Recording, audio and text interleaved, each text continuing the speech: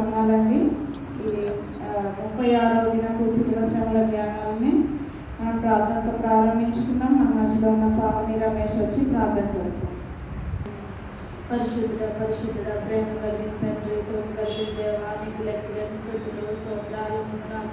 అయ్యా ప్రభా, ఉదయ కాల సమయం నుండి నాయన ప్రభా నన్ను, నా కుటుంబాన్ని, సంఘాన్ని మీ చాటును భద్రపరిచిన దేవానికి వందనాలు. నాయన ప్రభా, ఈ సెలవు దినాల్లో నాయన ప్రభా నిన్ను స్తుతించుకునే భాగ్యాన్ని దయచేస్తున్న దేవానికి వందనాలు. నాయన ప్రభా 35 సెలవు దినాలు నాయన ప్రభా జయకరంగా జరిపించిన దేవానికి వందనాలు. నాయన ప్రభా 36వ దినం నాయన ప్రభా జయకరంగా జరగడానికి నీ కృపను దయచేయండి అయా, నీకు వందనాలు. నాయన ప్రభా నీకు దగ్గరగా నాయన ప్రభా జీవించే కృపను దయచేస్తున్న దేవానికి వందనాలు. ఇకను నాయన ప్రభా నీ గురించి నాయన ప్రభా మంచి మంచి మాటలు నాయన ప్రభా దేవజనుల ద్వారా నాయన ప్రభా మాకు బోధిస్తున్న దేవానికి లెక్కలేని స్తుతులు స్తోత్రాలు వందనాలు. నాయన ప్రభా వచ్చిన బిడ్డల బట్టి లెక్కలేని స్తుతులు స్తోత్రాలు వందనాలు. నాయన ప్రభా రాలేని బిడ్డలు నాయన ప్రభా రావడానికి నీ కృపను దయచేయండి అయా, నీకు వందనాలు. ప్రతి కుటుంబాన్ని దీవించి ఆశీర్వదించండి అయా, నీకు వందనాలు. నాయన ప్రభా జరగబోయే కార్యక్రమాన్ని అంతటిని నాయన ప్రభా నీ మహిమార్థమై జరుపుకోండి అయా, నీకు వందనాలు. నాయన ప్రభా ఇప్పుడు పాటలు పాడుచుండగా నాయన ప్రభా నిన్ను స్తుతించే భాగ్యాన్ని దయచేస్తున్న దేవా నీకు వందనాలు. వాక్యం విత్తుపోచుండగా నాయన ప్రభా మేము విని నాయన ప్రభా దాని ప్రకారం నాయన ప్రభా జీవించే కృపను దయచేయమని ఈ చిన్నస్తు ప్రార్థనని పాస్తాన్ని చేర్చుకోమని యేసునా పేరిట అడిగి వేడుకుంటున్నాం మా పరమ తండ్రి, ఆమేన్. ప్రేమ ప్రభువు నీకే నిలిచిందేమో. చూడుము ఈ క్షణమే కల్వారిని, ప్రేమ ప్రభువు నీకై నిలుచుండెను. గొప్ప రక్షణనివ్వా శ్రీ యేసుడు, సిల్వాలో వేలాడుచున్నాడుగా. గొప్ప రక్షణనివ్వా శ్రీ యేసుడు, సిల్వాలో వేలాడుచున్నాడుగా. మానవులెంతో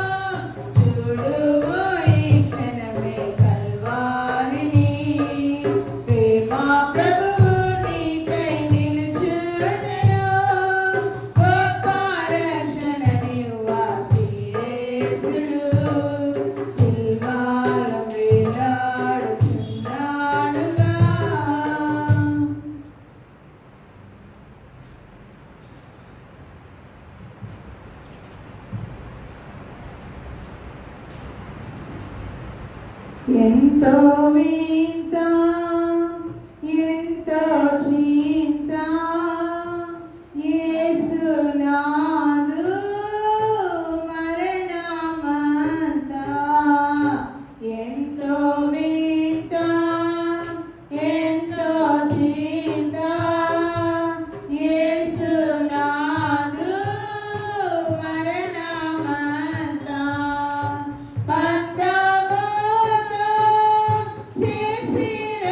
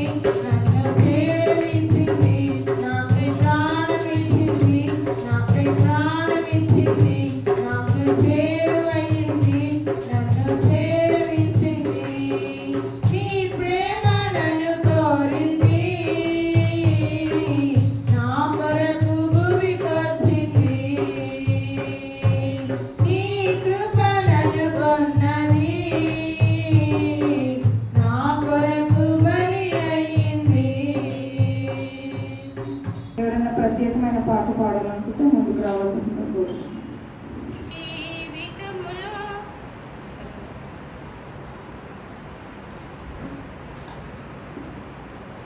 నీ జీవితములో గమ్యంబు ఏదో ఒకసారి యోచించవా?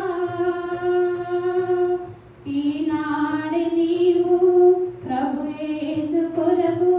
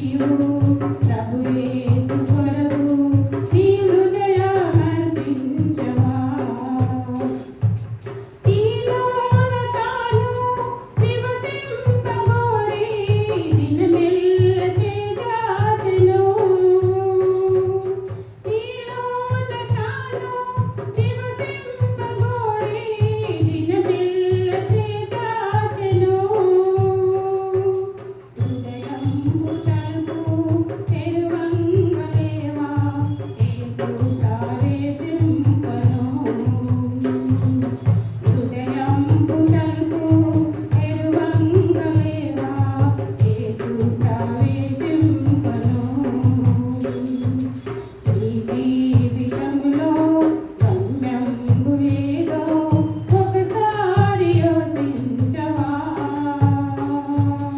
ఈనాడే నీవు ప్రభు యేసు కొరకు ఈ హృదయామర్పించవా తన చేతులను తుదిరంపుదారం ప్రవహించు నీ కోసమే తన చేతులను తుదిరంపుదారం ప్రవహించు నీ కోసమే భరించు శిక్ష నీ కోసమేగా ఒకసారి గమనించవా భరించు శిక్ష నీ కోసమేగా ఒకసారి గమనించవా ఈ జీవితంలో గమ్యంకు ఏదో ఒకసారి యోచించవా ఈనాడే నీవు ప్రభు యేసు కొరకు నీ హృదయామర్పించవా ప్రభు యేసు నిన్ను సంధించినట్టి సమయం ఈనాడేగా ప్రభు యేసు నిన్ను సంధించినట్టి సమయం ఈనాడేగా ఈ చోట నుండి ప్రభు యేసు లేక పోబోతును సోదరా ఈ చోట నుండి ప్రభు యేసు లేక పోబోతును సోదరి ఈ జీవితములో గమ్యంకు ఏదో ఒకసారి యోచించవా ఈనాడే నీవు ప్రభు యేసు కొరకు ఈ హృదయామర్పించవా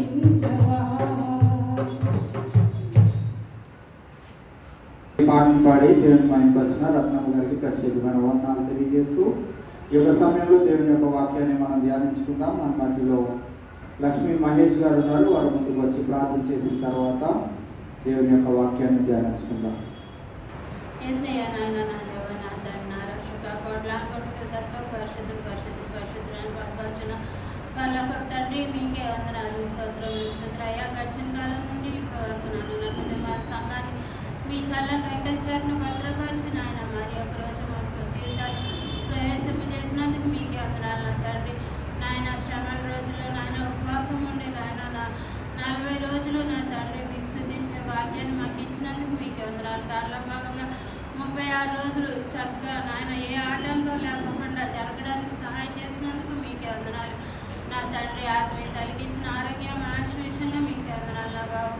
ఇప్పుడు దాకా బిడ్డల ద్వారా పాటలు పాడి మీ నామాన్ని మహిమపరుచుకున్నారు మీకే వందనాలు నా తండ్రి. మీ ప్రేరేపణ ద్వారా నా తండ్రి మీ బిడ్డనిసి నా తండ్రి మీ అభిషేకంతో నింపబడిన బిడ్డ నాయన వాక్యం చెప్తూ ఉండగా నాయన మేము ఒక చెవితో ఇంకొక చెవితో వదిలిపెట్టే వాళ్ళంగా కాకుండా మా హృదయాల్లో భద్రపరుచుకుని మిమ్మల్ని స్థుతించే బిడ్డగా చేయండి. ఆ శ్రద్ధ కలిగి వినగలిగే చెవులను మాకు ప్రసాదించిన తండ్రి నాయన నా దేవ నా రక్షక మేము మీటింగ్లో జరిగేటప్పుడు కూడా నా తండ్రి వాతావరణ పరంగా కానీ ఏ విధంగా ఏ ఆటంకం రాకుండా 3 రోజుల మీటింగ్ చక్కగా జరగడానికి సహాయం చేయండి. అలాగే నిశ్చయం పెళ్లి విషయంలో కూడా నా తండ్రి అన్ని పనులు చక్కగా జరగడానికి సహాయం చేసి వివాహం ఘనంగా జరగడానికి సహాయం చేయండి నా తండ్రి. వచ్చిన ప్రతి బిడ్డని పేరు పేరు జ్ఞాపకం చేసుకోండి. ఏ బిడ్డ ఏ అవసరతతో వచ్చారో ప్రతి బిడ్డ అవసరతను మీ నామంలో తీర్చండి నా తండ్రి. రాలేని బిడ్డని జ్ఞాపకం చేసుకోండి. ఎంత నిమిత్తం నాయన రాలేకపోయారు మరి ఒకసారి నాయన ఈ తరుణాన్ని నాయన మీ మందిరంలో గడిపే నాయన సమయాన్ని పోగొట్టుకోకుండా సమయానికి రాగలడానికి సాయం చేయండి నాయన. మీ మందిరంలో ఒక దినం గడపడం ఏ దినంలో కంటే శ్రేష్టకరం అన్నారు. అటు భాగ్యాన్ని మేము ఎవరో కోల్పోకుండా మీ సన్నిధిలో నాయన మేము గడపడానికి సహాయం చేయమని నా తండ్రి. మరి ఒకసారి నిశ్చయం మీ నాయన జ్ఞాపకం చేసుకుని నా తండ్రి బిడ్డ పలికి ప్రతి ఒక్క పలుకందు మీ ఆత్మ ప్రేరేపణ కలిగి చెప్పడానికి సహాయం చేయమని చిన్నస్తి ప్రార్థన తండ్రి యేసయ్య మమ్మల్ని సమర్పించి వేడుకుంటున్నాను తండ్రి. ఇది నాలా దేవుని యొక్క వాక్యము పరిశుద్ధ గ్రంథంలో నుంచి మత్తయి సువార్త 21వ అధ్యాయము 33వ వచనం నుండి చివరి వచనం 46వ వచనం వరకు మనము ధ్యానించుకునే ఉన్నాం. 33వ వచనం నుండి 46వ వచనం వరకు మనము 33వ వచనం కనుక మనం చదివినట్లయితే మనకి ఇక్కడ యేసుక్రీస్తు ప్రభువారు ఒక ఉపమానము తెలియచేయడం మనం చూస్తా ఉన్నాం. మరి ఒక ఉపమానము వినుడి. ఇంటి యజమానుడు ఒకడు ఉండెను. అతడు ద్రాక్ష తోట నాటించి దాని చుట్టూ కంచె వేయించి అందులో ద్రాక్షల తొట్టి తొలిపించి గోపురము కట్టించి కాపులకు దాన్ని గుత్తకిచ్చి దేశాంతరము పోయెను. మనము గమనించినట్లయితే ఇక్కడ ఒక ఉపమానమును మనము చూడబోతా ఉన్నాం. ఆ ఉపమానమును మనం గమనించినట్లయితే ఒక యజమానుడు ద్రాక్ష తోట కట్టి అది గుత్తకిచ్చి కాపులకు దాన్ని గుత్తకిచ్చి ఆయన దేశాంతరము వెళ్ళాడు. ఈ యొక్క ఉపమానము మనందరికీ బాగా సుపరిచితమైనదే. అయితే ఈ ఉపమానంలో దాగి ఉన్నటువంటి కొన్ని విశేషమైనటువంటి సంగతులను మనం గమనించే ప్రయత్నము చేద్దాం. మొట్టమొదటిగా మనము గమనించినట్లయితే ఉపమానములో నుండి ఆయన గుత్తకిచ్చి వెళ్ళాడు. గుత్తకిచ్చి వెళ్ళిన తర్వాత కొన్ని సంవత్సరాలకి ఆయన తిరిగి అసలు ఏమవుతుంది, ఆ ద్రాక్ష తోట, ఆ కాపు ఎలా ఉంది, ఏంటి, ఏమైనా పండ్లు వచ్చినాయా లేదా అని ఏం చేశాడంటే ఆయన తిరిగి కొంతమంది ఆయన పనివారిని దాసులను పంపించినప్పుడు అక్కడ ఏం జరిగిందంటే 36వ వచనంలో మరలా అతడు 34వ వచనంలో మనం చూస్తే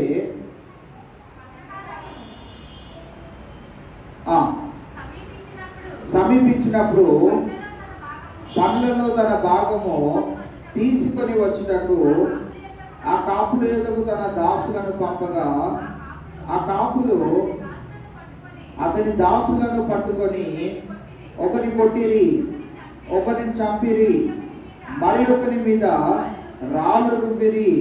36 మరలా అతడు మునుపటి కంటే ఎక్కువ మంది ఇతర దాసులను పంపగా వారు వీరిని ఆ ప్రకారమే చేసిరి. మనం ఇక్కడ గమనించగలిగినట్లయితే ఆ యజమానుడు తన దాసులను పంపించగా వారి యొక్క వాటాను వారు పొందుకోవాలని ఆశపడి పంపించగా వారు ఏం చేశారంట, ఒకరిని కొట్టిరి, మరి ఒకరిని చంపిరి.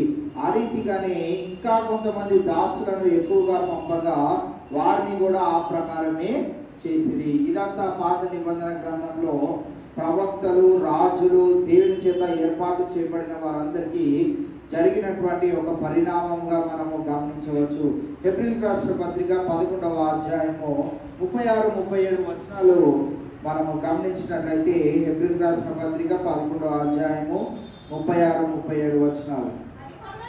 మరికొందరు తిరస్కారములను, కొరడా దెబ్బలను, మరి బంధకములను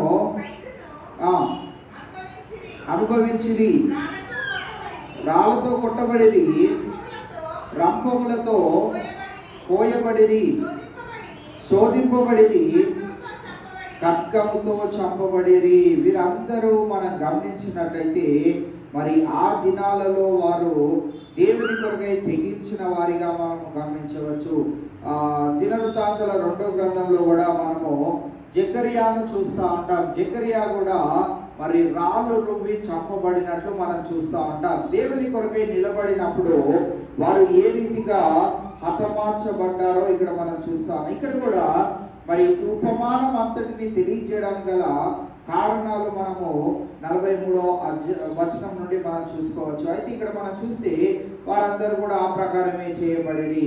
అయితే 38వ వచనంలోనికి వస్తే, అయినను ఆ కాపులు కుమారుని చూచి ఇతడు వారసుడు, ఇతన్ని చంపి ఇతని స్వాస్థ్యము తీసుకుందాము రండని తమలో తాము చెప్పుకొని. అక్కడ మనము గమనించినట్లయితే ఇక్కడ కుమారుడు అనగా యేసుక్రీస్తు ప్రభువారిని కూడా ఈ దినాలలో ఏం చేశారు అని అంటే, ఈయన మన మధ్యలో, ఈయన గనక ఇంకా ఎక్కువ రోజులు బ్రతికి ఉంటే ఈయన ఏం చేస్తాడనంటే మనల్ని వెంబడించే వారందరినీ కూడా ఈయన వైపు తిప్పుకుంటాడు. మనకు వచ్చే లాభాలన్నింటినీ కూడా ఆయన లాగి వేసుకుంటాడు. ఈ ఉపమానము చెప్పడానికి గల కారణాన్ని మనం గమనించినట్లయితే ఆ దినాలలో యేసుక్రీస్తు ప్రభువారి యొక్క కాలంలో ఉన్న పరిసయ్యులు, శాస్త్రులు, మరి సద్దుకయ్యులు వీరందరూ మరి మోషే యొక్క ధర్మశాస్త్రంను పట్టుకొని దాంట్లో ఉన్నటువంటి మరి విషయాలను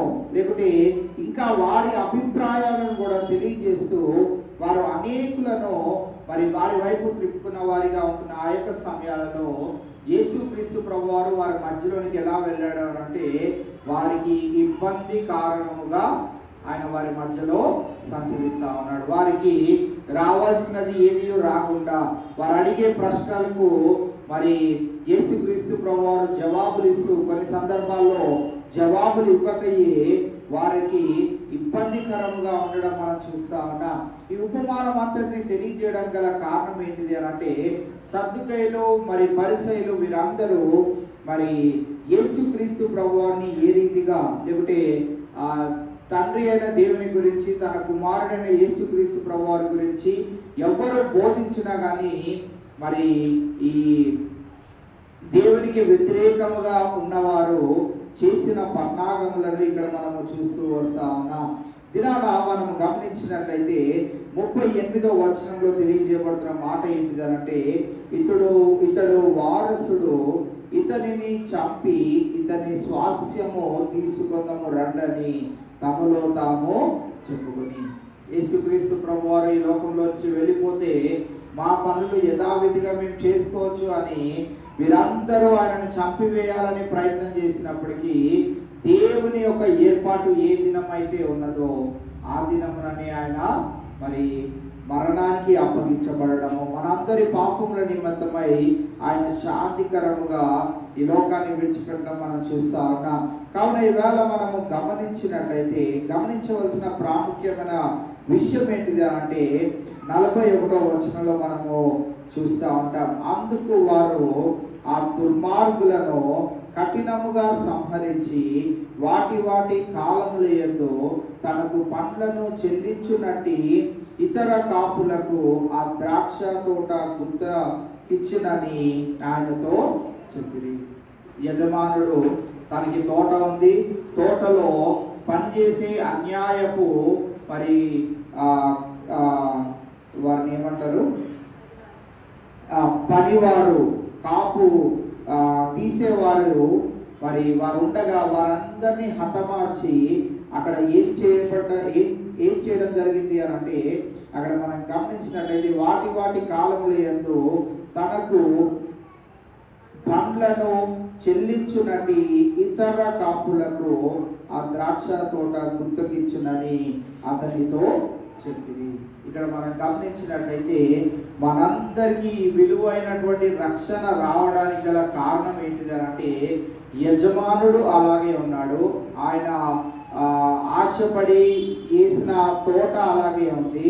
దాంట్లో అన్యాయస్తులుగా ఉన్న వారందరినీ తొలగించి ఆయన ఎవరి చేతికి ఇచ్చాడు? ఇప్పుడు ఆయన తోటను ఎవరి చేతికి ఇచ్చాడు?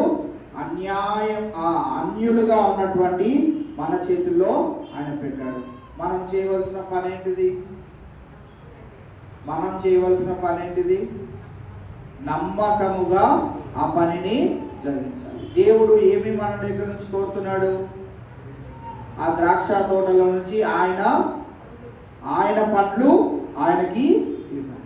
ఆయన పండ్లను ఆయనకి ఇవ్వడము అని అంటే ఎవరైతే నశించిపోతున్నారో వారి పట్ల మనము ఆసక్తిని కలిగే వారిగా మనం ఉండాలి. అందుకే ఇక్కడ అపోస్తుల కార్యము 13వ అధ్యాయము 46వ వచనాన్ని మనం చదివినట్లయితే అపోస్తుల కార్యం 13వ అధ్యాయం 46వ వచనం. అప్పుడు పౌలును బరబ్బాయు ధైర్యముగా ఇట్లా అనేది దేవుని వాక్యము మొదట మీకు చెప్పుట అవశ్యకమే, అయినను మీరు దానిని త్రోసివేసి మిమ్మును మీరే నిత్య జీవమునకు అపాత్రులుగా ఎంచుకొనుచున్నారు. ఇక్కడ మనం గమనించినట్లయితే వారందరూ చేసిన పని ఏంటిది అంటే మరి బాప్తిస్మం ఇచ్చి యోహాను యేసుక్రీస్తు ప్రభువారు రాకడ గురించి తెలియజేసినప్పుడు ఆయన మాటలు వినలేదు. యేసుక్రీస్తు ప్రభువారు వచ్చి నేనే మెస్సయ్యను, మీ కొరకు మరణించడానికి తండ్రి నన్ను ఈ భూలోకానికి పంపించడంటే ఆయన మాట కూడా నమ్మలేదు.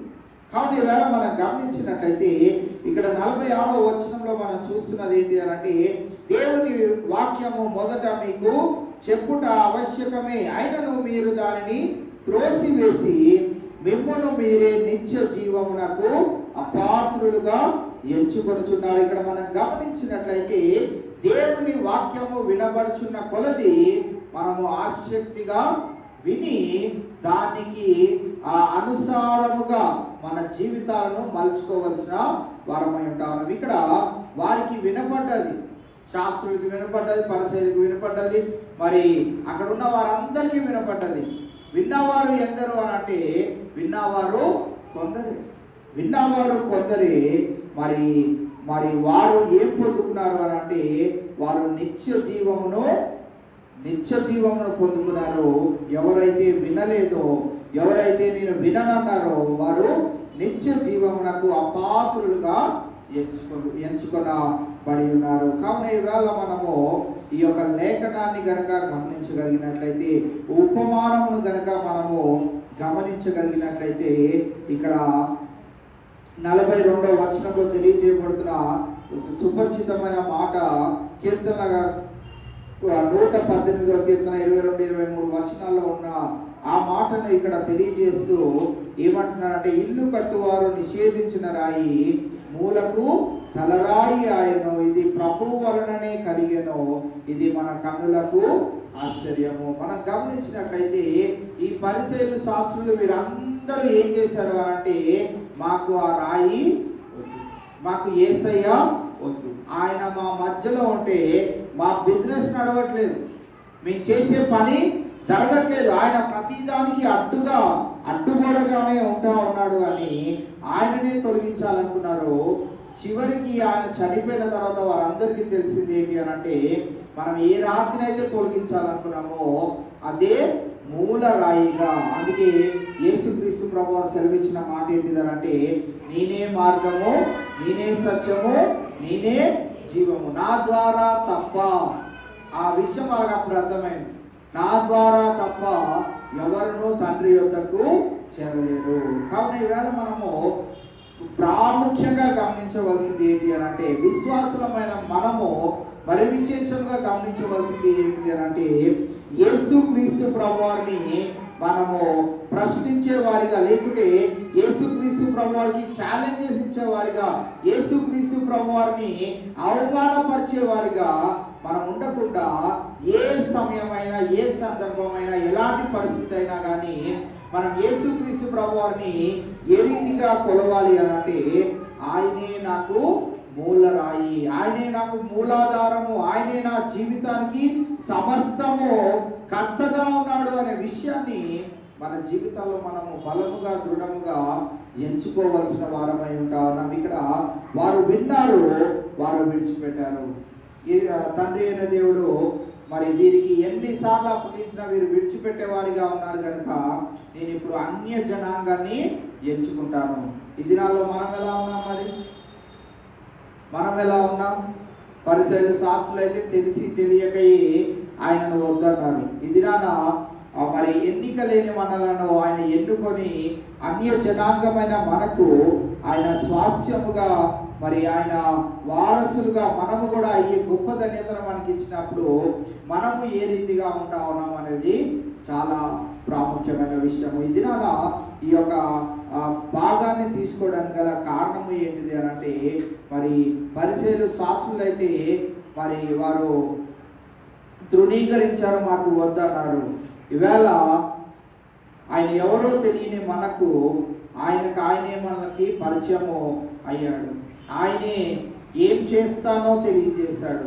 ఆయన నమ్ముకొని ఆయనను వెంబడిస్తున్న మనము మన జీవితాలలో మన నమ్మకాన్ని, మన యొక్క దృష్టిని దేవుని పట్ల ఏ రీతిగా కనపరుచుకుంటున్నాం అనేది మనల్ని మనము గమనించుకోవలసిన వారమై ఉన్నాం. అందుకే ఇది ప్రభువు వలననే కలిగేనో, ఇది మన కన్నులకు ఆశ్చర్యము. వారికి ఆయన చనిపోయిన తర్వాత ఈ విషయాలన్నీ కనుగొన్న తర్వాత, అయ్యో వారు అనుకున్న విషయం ఏంటిది అని అంటే వారి కన్నులకు ఏమైందంట, అది ఆశ్చర్యం.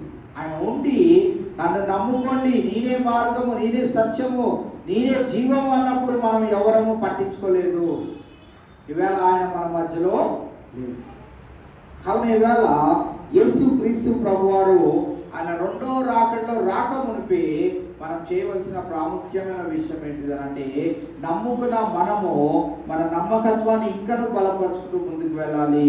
ఎవరైతే ఇంకనూ ఆయనను నమ్మలేదో, ఎవరైతే ఇంకనూ ఆయనను తన సొంత రక్షకునిగా అంగీకరించలేదో వారు సొంత రక్షకునిగా అంగీకరించాలి. ఒక సమయం రానే ఉన్నది. ఆ సమయం వచ్చిన తర్వాత అయ్యే ఇంకా కొంచెంసేపు ఉంటే బాగుండు, ఇప్పటికిప్పుడు బాప్తిజం తీసుకుంటాను, ఇప్పటికిప్పుడు మారు మనసు పొందుతాను, ఇప్పటికిప్పుడు నా చెడు అలవాట్లన్నీ నేను మానేస్తాను అని అనుకుంటే ఇంకా సమయము మిగిలనే మిగిలదు. ఆయన వచ్చాడు అని అంటే ఎలాగొస్తాడు చెప్పొస్తాడా? ఎలా వస్తాడు?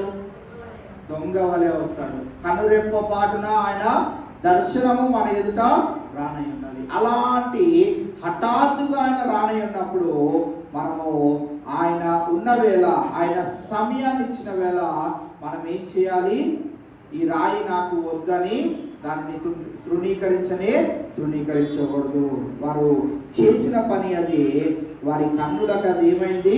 ఆశ్చర్యం అయిపోయింది. అయ్యో, ఆయన మన మధ్యలో ఉన్నప్పుడు నమ్ముకుంటే బాగుండేది, ఇప్పుడు నమ్ముకోవడానికి అవకాశం కూడా లేదు. నమ్ముకున్నా మనల్ని బాగు చేసేవారు ఎవరు లేరు. మనల్ని ఆయన నమ్ముకున్నామని చెప్పినా కానీ ఆ గొప్ప ధన్యత పొందుకొని ఆ యొక్క ధన్యతలో మనము లేము. ఆయన ఎన్నిసార్లు చెప్పినా మనం వినలేదు కనుక ఆ ధన్యత మనకి రాదు అని వారికి ఆ విషయము ఆశ్చర్యకరముగా కనపడినట్లు మనం చూస్తా ఉన్నాం. కావున 43వ వచనం నుండి 46వ వచనం వరకు మనం చూసినట్లయితే, కాబట్టి దేవుని రాజ్యము మీ యొద్ద నుండి తొలగింపబడి దాని ఫలమిచ్చు జనులకు ఇవ్వబడునని మీతో చెప్పుచున్నాను. ఈవేళ ఆయన రాజ్యం ఎవరికి ఇవ్వబడ్డది అని అంటే మనకి ఇవ్వబడ్డది. ఎందుకు మనకి ఇవ్వబడ్డది చెప్పండి? నమ్మిన వారు వారి నమ్మకత్వాన్ని కాపాడుకోలేకపోయారు. అట్లీస్ట్ నా గురించి అసలు తెలియని అన్య జనాంగంలోనికి నేను వెళ్ళి నా గురించి పరిచయం చేసుకొని వారైనా కానీ నమ్మకంగా ఉంటారేమో అని ఆ నమ్మకమైన పనిని ఎవరికి ఇచ్చాడు? ఫలమిచ్చు జనులకు ఇవ్వబడను. మనం ఈవేళ ఎలా ఉండాలి? మన కొరకై మనం ఫలించే వారిగా ఉండకూడదు, కానీ అనేకుల మరి రక్షణార్థమై వారికి మనం ఫలం ఇచ్చే వారిగా. మనము తోటలో ఒక తీగ అయితే దాని నుండి మనము పళ్ళను, అనేకమైన పళ్ళను మనము కాపునిచ్చే వారిగా మనం ఉండాలి. కావున ఈవేళ మనం గమనించినట్లయితే దాని ఫలం ఇచ్చు జనులకు ఇవ్వబడినని మీతో చెప్పుచున్నాను. మరియు ఈ రాతి మీద పడువాడు తునుకలైపోవును, కానీ అది ఎవరి మీద పడునో వానిని నలిచివేయును. ఇక్కడ మనం గమనించినట్లయితే ఈ మాట కూడా రెండింటిలో ఉన్నటువంటి మాట ఏంటిదనంటే అది మన మీద పడ్డా మనం దాని మీద పడ్డా ఏంటిది?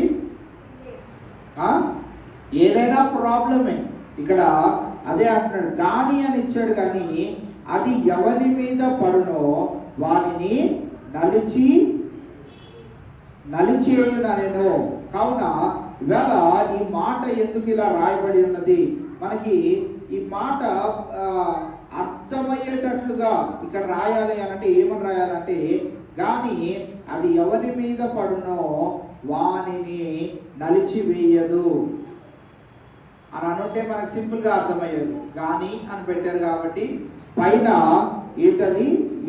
ఈ రాతి మీద పడువాడు తునకలైపోను. ఈ రాతి మీద పడితే తునకలైపోతాడు. కానీ ఈ రాతి ఎవరి మీద పడునో వాడు నలిచివేయబడడు అని అనుంటే మనకు సింపుల్గా అర్థమయ్యేది. కానీ ఇక్కడ ఎందుకు ఈ మాట రాయబడి ఉన్నది? ఎందుకు ఈ రీతిగా మరి యేసుక్రీస్తు ప్రభు వారి యొక్క మాటలు, వారి యొక్క మాట ఉచ్చారణ ఆ రీతిగా ఉన్నది అని అంటే ఇక్కడ మనం గమనించినట్లయితే యేసుక్రీస్తు ప్రభు వారిని నమ్మడం వలన అంతా మంచి జరుగుతుంది అని లేనే. ఆయన నమ్ముకున్నా కానీ మన కష్టాలు తీరిపోవు. ఆ విషయాన్ని తెలియజేయడానికి ఇలాగా ఆయన నమ్ముకున్నప్పుడు కష్టాలు ఉంటాయి, ఆయన నమ్ముకున్న తర్వాత కూడా కష్టాలు ఉంటాయి, అనారోగ్య పరిస్థితులు ఉంటాయి, సమస్యలు ఉంటాయి. ఆయన నమ్ముకున్నంత మాత్రాన ఆయన నా మీదకి రావడం ద్వారా నేనంతా మారిపోతానేమో అనుకోవడానికి లేదు. మన జీవితం మాత్రం యథావిధిగానే ఉంటుంది. ఆయనని నమ్ముకోవడం ద్వారా మనకేం లభిస్తుంది అంటే నిత్య జీవంలో వారసత్వము లభిస్తుంది. ఆయన నమ్ముకుంటే సమస్యలు పోతాయని, ఆయన నమ్ముకుంటే నాకు ఆరోగ్యం పొందుకుంటారని, ఆయన నమ్ముకుంటే అని మనము ఆలోచన చేయవలసిన విషయం ఏంటిది అని అంటే ఆయన నమ్ముకుంటే తండ్రి వద్దకు చేరే మార్గాన్ని ఆయన నాకు కలుగు చేస్తాడు. ఆయన నమ్ముకోవడంలో మనందరికీ కలిగే లాభం ఏంటిది అని అంటే అదొక్కటే. మిగతా జీవితము యథావిధిగానే ఈ లోకంలో ఉన్న వారి వల్లనే మన జీవితం కూడా ఉంటూనే ఉంటుంది. వారు అనారోగ్య పరిస్థితులకు గురై ఆరోగ్యాన్ని పొందుకుంటారు, మనము అనారోగ్య పరిస్థితులకు గురై మనము ఆరోగ్యం పొందుకుంటాం. ఇక్కడ వచ్చిన వ్యత్యాసం ఎక్కడ అంటే వారి దేవుడు వారికి గొప్ప అయిపోతున్నాడు ఎప్పుడు? వారు కూడా బాగుపడ్డప్పుడు. ఎందుకు యేసయ్యను నమ్ముకోవాలి అని అంటే ఆయన ఒక్కడి నిత్య జీవమునకు మార్గాన్ని చూపెట్టాడు, ఇంకెవ్వరూ చూపెట్టారు. నన్ను నమ్ముకోండి, నేను మిమ్మల్ని పరలోకానికి తీసుకొని వెళ్తాను అని అన్నవారు ఎవరు లేరు. కొంతమంది బలాన్ని బట్టి కొండలు ఎత్తారని, అవి చేశారని ఇవి చేశారని, యుద్ధాలు చేశారని వారిని దేవుళ్ళుగా కొలుస్తా ఉన్నారు. ఆ దేవుడిని కొలిస్తే నాకు బలాన్ని ఇస్తాడని, ఈ దేవతని కొలిస్తే మరి నాకు చదువులో మంచి మార్కులు ఇస్తారని, మరి నానా విధాలుగా మన అందరము కొలిచే వారము. ఈ దినాన యేసుక్రీస్తు ప్రభువారు నమ్ముకుంటే నాకు అంతా బాగానే ఉంటుంది అని కాదు. ఆ రాయి మన మీద పడ్డా తునకలైపోతాము, అది దాని మీద మనం పడ్డా నశించిపోతాము. కావున ఈవేళ ఇవన్నీ శ్రమల వెనకాల యేసుక్రీస్తు ప్రభువారి యందు అపరిమితమైనటువంటి విశ్వాసాన్ని కనుక మనం కలిగి ఉండగలిగినట్లయితే ఆయన మనల్ని నిత్య జీవమునకు వారసులుగా చేస్తారు. ఆ ఒక్కటి యేసుక్రీస్తు ప్రభువారు ఒక్కరే చేయగలరు. కావున ఈవేళ నేను పదే మీకు తెలియచేస్తున్న మాట ఏంటిది అంటే ఆయన నమ్ముకోవడం ద్వారా మరి నాకు అది కలిగింది, ఇది కలిగింది, అది కలిగింది కలగచ్చు. కానీ ప్రాముఖ్యంగా మన గురంతా ఏమై ఉండాలి అని అంటే ఆయనను నమ్ముకుంటే నాకు నిత్య జీవంలో స్థానము లభిస్తుంది. అంతకు మించి లోకంలో అందరూ అన్ని పొందుకుంటున్నారు, అందరూ అన్ని కోల్పోతూనే ఉన్నారు. మన ఇంట్లో ఎవరు చనిపోని వారు ఉన్నారా? యేసుక్రీస్తు ప్రభువారు నమ్ముకున్న తర్వాత మా ఇంట్లో ఎవరు చనిపోలేదండి అన్నవారు ఉన్నారా? లేదు, అందరూ చనిపోతున్నారు. అలానే అన్యజనులలో కూడా అందరు చనిపోతున్నారు, అందరు బాగుపడుతున్నారు, అందరు బాగానే ఉన్నారు, అందరు ఉద్యోగాలు చేసుకుంటున్నారు. మా దేవుడు గొప్ప అంటే మా దేవుడు గొప్ప అని వారు కూడా చెప్పుకుంటున్నారు. వ్యత్యాసం ఎక్కడ వచ్చిందో ఆ విషయాన్ని ఈ దినాన మనం ఈ లేఖన భాగంలో నుంచి కనుగొంటున్నాం. కనుక వ్యత్యాసం ఎక్కడ వచ్చింది అని అంటే కేవలం యేసుక్రీస్తు ప్రభువారు ఒక్కరే మనకి పరలోక రాజ్యంలోనికి నడిపించే వారిగా ఉంటా ఉన్నారు. అందుకే 45-46 వచనాలు చూస్తే ప్రధాన యాజకులను పరిసయ్యులను ఆయన చెప్పిన ఉపమానములను విని తమ్మును గూర్చి చెప్పునని గ్రహించి ఆయనను పట్టుకొన సమయము చూచుచుండురి గాని జనులందరూ ఆయనను ప్రవక్త అని ఎంచిరి గనుక వారికి భయపడింది. ఆయనను మరి తండ్రి అయిన దేవుడే వారి చేతికి అప్పగించకూడదు కనుక ఆయనను ఆ రీతిగా జనుల మధ్య మరి ఒక కిరీటంగా, జనుల మధ్య ఒక తలగా ఆయన నిలవబెట్టి ఆయన ఏ రీతిగా మరణిస్తే మరి తండ్రి అయిన దేవునికి శాంతి కలుగుతుందో ఆ రీతిగానే ఆయన మరణించవలసిన అవసరత ఉన్నది కనుక ఆయన ఆ రీతిగా మరి ఆపివేసినట్లు మనము చూస్తా ఉన్నాం. కావున ఈ ఉపమానము ద్వారా మనము నేర్చుకోవాల్సిన ప్రాముఖ్యమైన పాఠము ఏంటిది అని అంటే ఆయనను నమ్ముకోవడము ద్వారా, ఆయనను అంగీకరించడము ద్వారా మరి ఆయన మనల్ని నిత్య రాజ్యంలోకి చేర్చుకోవడానికి మరి ఆయన మరి ఆ యొక్క ధన్యతను మనందరికీ ఇచ్చి ఉన్నాడు. అయితే ఇక్కడ గమనించవలసింది ఏంటి అని అంటే సమయము ఉండగాని, ఏదైనా కానీ సమయం ఉండగాని, అది రక్షణ పొందిన వారము రక్షణలో అభివృద్ధి పొందుతూ, విశ్వాసంలో అభివృద్ధి పొందుతూ, ఇంకా విడిచిపెట్టి వచ్చిన అన్ని ఆచారాలన్నింటినీ సంపూర్తిగా విడిచిపెట్టే వారిగా, రక్షణ పొందని వారు ఇంకను సమయం ఉన్నది అని కాక, మరి సమయం ఎప్పుడు ఆసనం అవుతుందో మనకు తెలియదు కనుక ఉన్న పాటున రెప్ప పాటున ఆయన వచ్చినప్పుడు మన ఉద్యోగాలు, మన జీవితాలు, మన ప్రతి విధమైనటువంటి పనులు అక్కడికక్కడ ఆపివేయబడి మనము ఆయన చెంతకు వెళ్ళిపోతాం. విడవబడిన వారు విడవబడతాం. కావున ఈవేళ ఈ విషయాలను మనం గమనిస్తూ మనము ముందుకు కొనసాగవలసిన వారమై ఉంటూ, మరి 44వ వచనం చాలా ప్రాముఖ్యమైనది. మరియు ఈ రాత్రి మీద పడువాడు తునకలైపోను, కానీ అది ఎవరి మీద పడునో వానిని నలిచి వెళ్ళును. అందుకే శిష్యులందరినీ కూడా మనం గమనించినట్లయితే వారందరూ కూడా యేసయ్యను నమ్ముకొని ఉన్నారు. వారందరూ ఏం చేయబడ్డారు? గొప్ప లాభాలు పొందుకున్నారా? ఈ లోకంలో చాలా సంపాదించుకొని వెళ్ళారా? ధనవంతులుగా చిరస్థాయిగా నిలిచిపోయారా? ఏమీ లేదు. హతసాక్షులుగా వారు మరణించబడ్డారు. అదే ఇక్కడ రాస్తా ఉన్నాడు. ఒకరు తునకలైపోతే మరి ఒకరు నలిచివేయబడతారు. మన జీవితాల్లో కూడా అనేకమైన పరీక్షలు గుండా మనల్ని తీసుకొని వెళ్తున్నప్పుడు దేవుడు అద్భుత రీతిగా మనల్ని లేవనెత్తుతాడని, దానికంటే విశేషంగా ఆయన రాజ్యంలో మనం వారసత్వాన్ని పొందుకొని ఆ యొక్క ధన్యతను దేవుడు మనకు కలుగు చేస్తాడని మనల్ని మనము ఆ రీతిగా మన జీవితాన్ని ఆయనకి ఇష్టమైనదిగా మలుచుకుంటూ ముందుకు కొనసాగాలని ఈ సాయంకాలం వేళ వాక్యం విన్న మీ అందరికీ ఆ రీతిగా మనందరికీ దేవుడు ఆ రీతి సహాయం దయచేనట్లుగా పరిశుద్ధాత్ముడు తోడై ఉండి నడిపించును గాక. ప్రార్థన చేసుకుందాం. చివరి ప్రార్థన చేసుకుందాం. ఈ దినాన మరి శేఖర్రావు గారు మరి ట్రీట్మెంట్ నిమిత్తమై వారు హాస్పిటల్లో అడ్మిట్ అవ్వడం జరిగింది. వారికి కూడా మరి ట్రీట్మెంట్ అయినా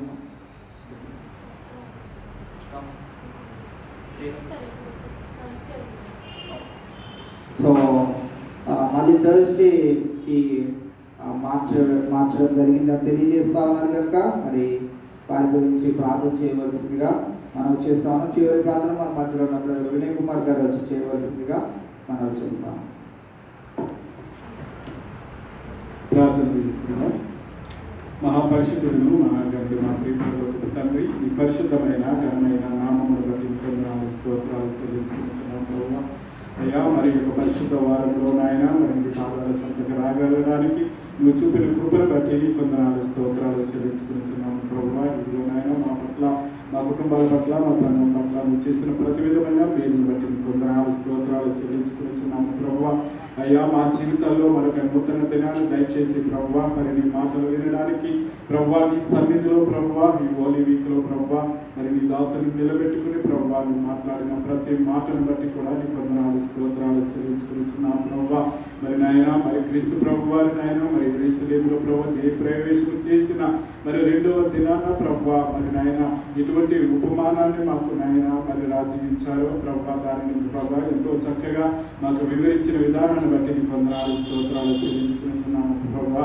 మరి నిజమే ప్రభువా, మరి ఇంటి యజమానుడు అనగా ప్రభువా నాయన నువ్వు మాకు నాయన దేవుడిగా యజమానుడిగా నువ్వు మాకు వచ్చి మా కొరకు ప్రభువా ఈ లోకానికి వచ్చి ప్రభువా అనేక మరి నాయన మరి మీలో మేము ఎదగాలని అయ్యా, నీ రక్షణలో మేము బలపడాలని మేము నాయన మరి మీరు చూసినప్పుడు ప్రభువా అయ్యా, మరి మేము నాయన మరి నిన్ను ఎరిగిన వారు అయినప్పటికీ ప్రభువా మరి నీకు ఇవ్వాల్సింది ఇవ్వలేక ప్రభువా మరి అనేక మార్లు నిన్ను ఇబ్బంది పెట్టినట్లుగా మేము చూస్తా ఉన్నాం ప్రభువా. అయ్యా, మరి అట్టి రీతిగా మేము ఉండకుండానట్లు ప్రభువా అయ్యా, మరి నువ్వు నాయన మరి నువ్వు నాయన వారి యొక్క ఉపమానం ద్వారా మమ్మల్ని బలపరిచిన విధానాన్ని బట్టి వందనాలు. ఆనాడు నాయన సత్తుకాయలు పరిసయ్యులు ప్రభువా మరి నాయన మరి ఏ విధముగా ప్రభువా నిన్ను ఇబ్బంది పెట్టారు ప్రభువా, అట్టి రీతిగా మేము ఉండకుండా ప్రభువా అన్యులమైన ప్రభువా మమ్మల్ని నాయన మీ రక్షణను మాకు దయచేసిన విధానాన్ని బట్టి నీ వందనాలు ప్రభావ. మీరు ఇచ్చిన రక్షణను ప్రభావ ఎక్కడ కూడా మేము నిర్లక్ష్యం చేయకుండా ప్రభావ నాయన మరి నీ సన్నిధిలో ప్రభావ నీకు నాయన ఫలభరితమైన నాయన పండ్లుగా మేము దానికి నీ కృపను దయచేయమని అడుగుతున్నాను ప్రభావ. ఆనాడు వాగ్దానం చేస్తావు ప్రభావ, ఇశ్రాయేలుకి వాగ్దానం చేస్తావు ప్రభావ, యూదులకు నాయన వాగ్దానం దయచేసావు ప్రభావ. అయినప్పటికీ ప్రభావ వారి నాయన మరి దూషించారు, హింసించారు ప్రభావ. అయ్యా మరి నాయన అన్యులమైన మమ్మల్ని జ్ఞాపకం చేసుకుని ప్రభావ నాయన మరి నాయన మమ్మల్ని కూడా ప్రభావ వారితో నాయన మమ్మల్ని నాయన సమకూర్చినందుకే నీ వందనాలు స్తోత్రాలు. వారితో మమ్మల్ని బలపరిచినందుకే నీ వందనాలు అయ్యా. ఎంతో మందికి లేని రక్షణను మాకు దయచేసినందుకే నీ వందనాలు ప్రభావ. అయ్యా ఇంటి రక్షణను ప్రభావ నేను ఎక్కడ కూడా నిర్లక్ష్యం చేయకుండా ప్రభావ నీవే నిజ రక్షకుడు అని మేము ఎరిగి ప్రభావ అయ్యా మరి నీ యొక్క నీతి నీ యొక్క పరలోక రాజ్యంలో ప్రభువా నాయన మరి ఫలముల వల్ల మేము ఉండలాగా నీ కృపను దయచేసినందుకు నీ వందనాలు ప్రభావ. ఇంటి రీతిగా ప్రభువా నేను మరి నాయన మమ్మల్ని నాయన నీ వాకుల ద్వారా బలపరిచిన విధానాన్ని బట్టి నీ వందనాలు స్తోత్రాలు చెల్లించుకుంటూ అయ్యా మరి నీ దాసుని కూడా ప్రభువా బాగుగా బలపరుస్తున్నందుకే నీ వందనాలు స్తోత్రాలు చెల్లించుకుంటూ ప్రభా అనేక ఆత్మల కొరకు భారం కలిగి ప్రభు ముందుకు కొనసాగే పెట్టిగా ఉండడానికి నీ కృపను దయచేయమని ప్రభు. మా సంఘానికి ఇచ్చిన ఆధిక్యతను బట్టి నీ వందనాలు అయ్యా వారిని స్తోత్రాలు చెల్లించుకుంటున్నాం ప్రభు. ఆత్మీయులు గారిని కూడా జ్ఞాపకం చేసుకోండి, ఇచ్చిన ఆరోగ్యాన్ని బట్టి నెమ్మదిని బట్టి కూడా నీ వందనాలు స్తోత్రాలు చెల్లించుకుంటున్నాం ప్రభు. మరి వాళ్ళ హిందువులు బట్టి నీ సన్నిధిలో ప్రార్థన చేయించున్నాం ప్రభావ. మరి శంకర్రావు గారిని కూడా జ్ఞాపకం చేసుకోండి అయ్యా. మరి వారిని కూడా జ్ఞాపకం చేసుకోండి. మరి కళ్ళ ఆపరేషన్ నిమిత్తం ప్రభావ మరి వారి హాస్పిటల్కి వెళ్ళి వచ్చుచుండగా ప్రభావ రాకపోకలు మీకు అబ్దాలించండి ప్రభావ. సంపూర్ణ ఆరోగ్యాన్ని బిడ్డలకు దయచేసి నడుచున్నాను. ఇంకా ఎవరైతే ప్రభావ మరి బలహీనలుగా ఉన్నారో వారందరినీ కూడా జ్ఞాపకం చేసుకోండి ప్రభావ, దయచేయండి. అదే రీతిగా ప్రభావ ప్రార్థన అవసరం కలిగిన ప్రతి కుటుంబాన్ని పేరు పేరు జ్ఞాపకం చేసుకోండి నాయన.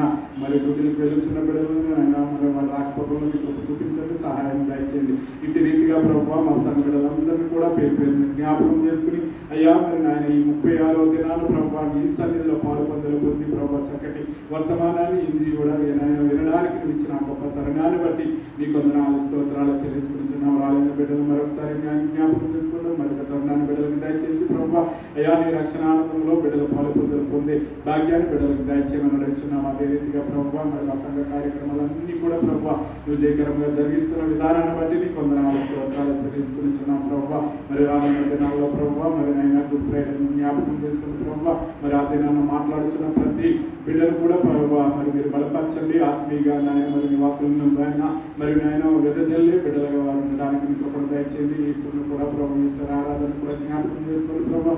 ప్రతి ఒక్కరు కూడా ప్రభావ నీ సన్నిధిలో పాల్పొందులు పొందే కుటుంబాలుగా ఉండడానికి మీకు కూడా దయచేయండి. మరి రానున్న మే 1-2-3 తారీఖు మీటింగ్స్ కూడా జ్ఞాపకం చేసుకుని నడుచున్నాం ప్రభావ. మరి నీ కృపలో ప్రభావ మరి జయకరంగా జరుగులాగా నీ కృపను దయచేయమని నడుచున్నాం. అనేక కుటుంబాలు ప్రభావ నీ సన్నిధిలో ప్రభావ మరి మీ మీటింగ్ పెంచుకొని ప్రార్థించుతుండగా ప్రతి ప్రార్థన నీ పాతి సన్నిధికి చేర్చుకుని ప్రభావ మరి నీ నామ మహిమ ఘనత కొరకు ప్రభావ మేము పాటుపడుచుండగా ప్రభావ నాయన మేము కాదు ప్రభావ ఘనత నుండి నీవే ఘనత నుండి ప్రభావ అనేక ఆత్మలను నీ సన్నిధికి నడిపించే భాగ్యాన్ని దయచేయమని నడుచున్నాను. అదే రీతిగా ప్రభావ మరి రానున్న దైవదాసుని కూడా మీరు జ్ఞాపకం చేసుకోండి ప్రభావ. 3 దినాలు సంపూర్ణ బలాన్ని, సంపూర్ణ ఆరోగ్యాన్ని, సంపూర్ణ శక్తిని బిడ్డకి దయచేసి ప్రభావ అయ్యా మరి ఈ లోకంలో ప్రభావ మేము పాటుపడుతున్నది ఆత్మల కొరకు కనుక ప్రభావ మరి మీకు నాయన ప్రతిదీ కూడా సంపూర్ణంగా జరగడానికి కృపను దయచేయమని నడుచున్నాను. అలాగే 3 రోజులు కూడా మీటింగ్స్ నేను మరి భోజనాల విషయంలో కూడా మీరు చూసుకోండి. ఆమె ప్రభావ నీకు మరి సహకారులుగా ఉండడానికి కృపను దయచేయమని నడుచున్నాను. ప్రతి బిడ్డతో మీరు మాట్లాడండి, సహాయం దయచేయమని నడుచున్నాను. ఇటు రీతిగా ప్రభావ మమ్మల్ని అందరినీ కూడా నాయన ప్రతి సంఘాన్ని అందరినీ కూడా మీరు బలపరుస్తున్నందుకే నీకు వందనాలు స్తోత్రాలు చెల్లించుకుంటూ అయ్యా మరి దినానికి జరిగిన కార్యక్రమం అంతటిని బట్టి నీకు వందనాలు స్తోత్రాలు చెల్లించుకుంటూ రేపు జరగనున్న మరి ఆ యొక్క కార్యం నాయన మరి ఆ యొక్క పరిశుద్ధ తెలుగులో ప్రభావ మరి జరగనున్న కార్యక్రమం అంతా కూడా జయకరంగా జరిగించి అయ్యా మమ్మల్ని అందరూ కూడా నీ పాసాన్ని చేర్చుకున్నందుకు నీకు వందనాలు స్తోత్రాలు చెల్లించుకుంటూ మమ్మల్ని మేము తగ్గించుకుంటూ నీ నామాన్ని హెచ్చిస్తూ త్వరలో రాను నజరేయుడైన యేసు నామమును అడిగి వేడుకొనిచున్నాము తండ్రి. ఇప్పటి దినాన యథావిధిగా సాయంకాలం 7:30 గంటలకు కూడిక ఉంటుంది కనుక మీరు అందరు గమనించుకొని రావాల్సిందిగా మీకు మనవి చేస్తూ కూడిక ఎంతటితో ముగిసిందని కూడా తెలియజేస్తాను. Thank you.